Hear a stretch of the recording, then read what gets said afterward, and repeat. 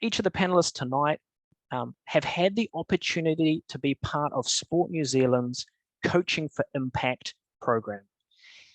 As I've met with each of the panelists since starting my role, they have all spoken highly about the impact that Coaching for Impact program has had on their coaching practice.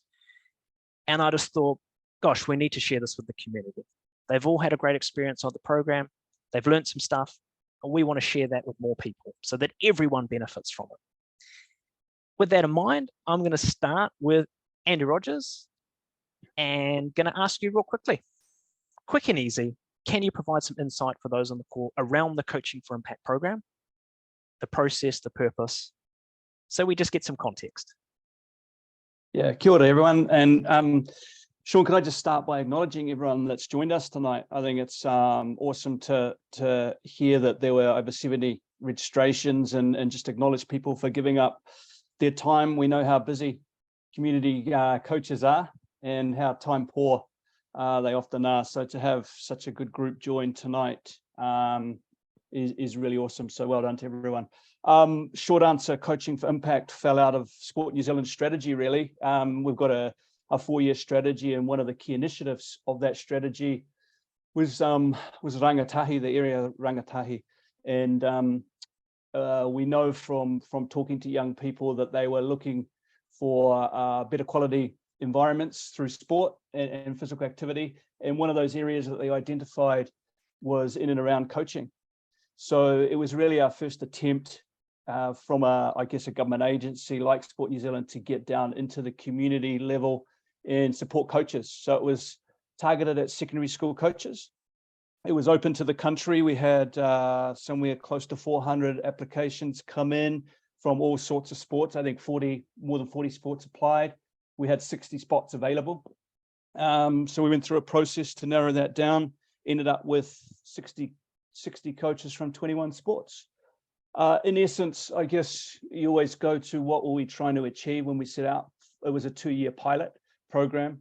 I guess our number one objective was to bring together a community of coaches and start to build a network so that coaches were supporting each other and ultimately work with those coaches so that they become positive influences in the environments they're working in. And I guess if you said, has the program been a success? Well, tonight would be evidence of that. You know, you got 3 wonderful women leaders on the panel tonight that are going to share their experiences, and that's exactly what we set out to do. So look, I won't go much further than that. We've got some videos to share in a couple of weeks. We'll come out to tell the participant story a little bit more. But in essence, it was a blended learning program. It was driven by selecting coaches from all calibers. So we had, you know, top team coaches at secondary school. We had Division 3 coaches at secondary school. It was a mix of residential camps, online learning workshops, mentoring support, and I can actually see names here tonight that provided some mentoring support. So big call out to Bevan there, and really just challenge coaches on a learning journey around understanding themselves, understanding the environment that they're working in, and then starting to think about how they might influence the system they're in. So the journey we took them through was a bit of self-discovery, know yourself, be clear about that, know the people that are in your immediate circle, so your athletes, your parents, your club, and then know the people or the systems that you could start to influence positive change in your environments. So yeah, without harping on too much, that's probably an overview. I guess some may be thinking, what did we do? There was no set curriculum. So we worked predominantly with the coaches, and one of the first exercises we asked the 60 coaches to do was to describe to us what they think effective coaching looks like for secondary school coaches. Ironically, and probably no surprise to most of the group here, that the technical, tactical piece only came up once or twice. All the other we narrowed it down to about 20 key themes, and they were all very much around what we'd call interpersonal and intrapersonal skills, self-reflection, leadership skills, how you interact with people and build relationships with teams. So learning principles that we stuck by throughout the program. Big piece was around self-reflection. And I've heard the quote before, 20 years of coaching without reflection, is 1 year of coaching upon 1 year of coaching upon 1 year of coaching. So reflection was a huge part of the program. Another part of the program was trying to develop communities of support and practice. And we've seen evidence of that building over the course of the program. And the other piece that we stayed as true as we could to was this concept of action learning, is that we wanted to expose some coaches to a bit of information and see what landed with them. Wanted them to go away, and the real learning happened in practice. And hopefully hopefully the ladies will talk a little bit about that tonight. But the real learning didn't happen coming to the course. The real learning happened back in practice, where coaches were able to go back and test in a safe environment, come back and share experiences and help to grow each other. So in essence, that's what Coaching for Impact was about. Just completed, and really pleased to say that we're going to expand it to a couple of other regions this year. So more information coming out shortly. Nice little promo drop as well, which is can't go wrong. And I want to sign up for it. and I think the value that we have here is that my aim, in my role as coach developer, is that that's something that I'm trying to stimulate as well. And my hope is that participants, listeners on this call, something will resonate with them, and they can go and implement that. And that's where they're going to get the true learning. The picking up knowledge is just the small part. It's actually making sense of it and internalizing it by doing something with it. Yeah, nice. we had one quick example. I guess we often talk, in simple terms, coaches know stuff. So we split the group into two cohorts, and we had a southern group and a northern group. And just in one group alone, I think we added up, there was something like 368 years of coaching experience within that group. So who are we to stand up in front of the group and tell them this is how you 100%. Do it? And I'd be interested to know how many years of experience are on the call right now. Exactly. Yeah. Let's throw it in the chat box. Chuck it in the chat. How many years have you been coaching? Chuck it into the chat, and we can add it up at the end. But that would that's awesome. Yeah, I think this notion of and that's why it's great to get into conversation. This notion of conversation and engaging. Probably traditionally we've been a little bit guilty of coach education, of information going one way. So this was very much about the concept that if we can get coaches into deeper conversation in a trusting environment, it's going to lead to much deeper learning. And we saw some great evidence of that, and you'll hear a little bit more about that shortly. So don't keep me on the line too long. I've got a few more questions for you, Andy, and I've got one that's just a simple question, but quite complex at the same time. What makes someone a good coach? Yeah, that's a good question. We start the program by saying, what is coaching?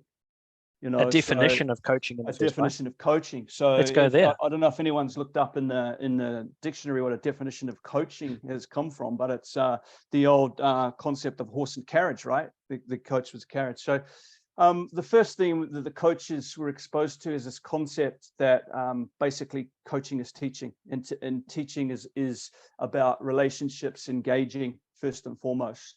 So we use a couple of concepts that, in this program, I know as a facilitator in the program, I know nothing about volleyball. So who am I to stand up and tell three experienced volleyball coaches how to coach volleyball? But what I do know a little bit about is engaging with young people, how people learn, how to build relationships, the role that culture plays in that as well. So we talk about in this, and I think this is in essence what good coaching is that first and foremost understanding that we're coaching people first. We're using sport as the tool, as the mechanism, but essentially we're coaching people. And to be able to coach people or teach people, you've got to engage with them. And I know you asked me before we started online. Yeah, you remember the quote from Wade Gilbert, who was one of the presenters that we brought online. And Wade's done a lot of work in and around asking athletes, what is it that you want from your coach? And essentially over about 15 years of research in this space has broken it down sort of into 3 pretty simple to understand concepts. Players want to know that coaches care about them. They want to be able to trust coaches. And this is often forgotten. They actually want to get better. They want to know that coaches can help them get better. Now, getting better doesn't always mean, better at the sport, spiking a volleyball or setting a volleyball. Getting better could mean getting better with my relationships. Or self-esteem. Getting better with my self-esteem. Getting better with my goal setting. So there's a lot of things. And how do we know as a coach what our athletes want? We've got to engage. We've got to engage them and ask them the question. And I think that's probably one of the messages that came through with the coaching group is we need to engage with our young people a lot more and ask questions around what are you striving for? What do you want to achieve? And how can I help you get there? Nice. And understanding them. And I read something somewhere about, success used to be a performance outcome, like win-loss ratio or, player development, or a positive psychological response, like improved self-esteem, improved confidence. Now, effective coaching is both. That we're improving some element of performance. I'm helping make them better from a sport perspective, but I'm also we're looking at personal attributes as well that we're looking to develop. Very cool. And you mentioned Wade Gilbert before, and for those who haven't, do some digging and find a little bit about Wade Gilbert. It is fantastic. And interestingly, I've spent a lot of time reading a lot of stuff from Wade Gilbert, from some articles and so forth. And then I listened to him and I was like, wow, I feel like I've been interpreting this wrong the whole time. So it's great to just get different perspectives through reading and visually and kinesthetically. And you talk about different ways to learn and so forth. Hey, I'm going to jump into my next question because you talked about Wade, and you wrote a blog recently, or maybe not so recently, on the Balance is Better website regarding quality experiences for young people in sport. You highlighted some tips, and there was one aspect you talked about: designing sessions and activities that promote a learning environment focused on this concept of the 4 C's. Can you share a little bit about what the 4 C's are? Yeah, look, I think one of the other coaches is going to talk a little bit about this as well, so I don't want to steal their thunder too much. But essentially, again, through Wade's work and work of others, is this concept falling out of youth development around the 4 C's. There's 5 C's, and now I've seen 7 C's. So Wade talks about the 4 C's being competence, confidence, connection, and character. And in essence, again, I won't go through the definitions of each, but competence is this this sense that I can do stuff, right? And I'm getting better at stuff. I think it's pretty self-explanatory around an internal state of confidence. I want to feel good about it. I often say that building competence leads to increasing confidence. Yeah. So if you're helping people get better at stuff they want to get better at, it helps them to feel better about that as well. So an easy way is build confidence equals increase in confidence. The connection piece is an area I think we're getting better and better at in this country. And I think a lot of it, we've got to acknowledge our improved understanding and awareness of particularly the Māori culture and the Pacific Island cultures that are helping us understand, sense of belonging, whanaungatanga, the importance of connections to whānau. So that's the sense really of I feel connected to this group. There's a sense of belonging for me. Yep. And coaches need to intentionally build that into their programs, right? It's not an add-on. Yeah, and we talked about trust before. You can spend 10 years building trust and 5 seconds breaking it, right? Yes. So this sense that I need to keep working on this and don't take it for granted. So how you welcome people, how you acknowledge them, how you have a conversation that's outside of sport as well. You know, what have you been up to? What's hot? How's school going? That all helps to build that sense of connection to a group. And then the last one is probably a hot one for me. Is this this role that sport can play in building character.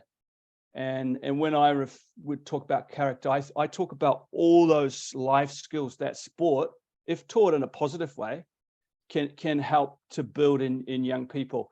It doesn't happen. We've got another great colleague that many of the guests tonight would have heard speak before, Dr. Ralph Pym, who's done a lot of work in character development. We can give him guru status. Yeah, he can have guru status.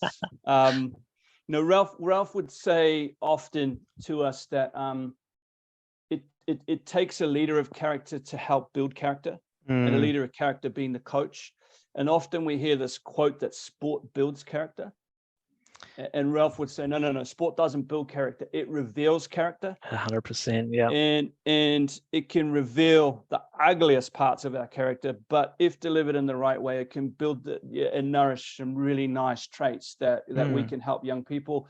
And that's for me that's my why. You know, that's what I think the power of youth coaches have in helping to connect and help build character and build great young people that go on to be great at sport if they want to be, or great in business, great at school, great father, great mother, you know. So yeah, it's going to be hard to shut me up on the character piece. That's okay. I can cut you off. I said, Andy, we're done. We're moving on to the next. But no, I love it. And what I like most about the 4Cs is that it talks about the performance side of things with competence. It talks about us improving. But it also talks about the psychosocial elements of young people around confidence, competence, character, and so it's not just sport-specific development. It's a holistic approach to coaching, which I really love. And you know, we're talking about the impact that coaches can have on young people, and like just brings me to kudos to the people who have joined the call this evening, who are able to do that for our rangatahi in the volleyball community. And Andy, thank you for your time. That's okay. And we appreciate you joining. And no doubt people will have questions for you. And if you want to fire those questions to Andy now in the chat, we can ask them at the end. And Andy might chime in at different times throughout. Or again, if we get to a Q&A piece at the end, people can chime in and go, hey, I've got a question for Andy. You know, we're lucky to have him on the call, so please make the most of him. But appreciate your time, Andy, and thank you for sharing really insightful stuff.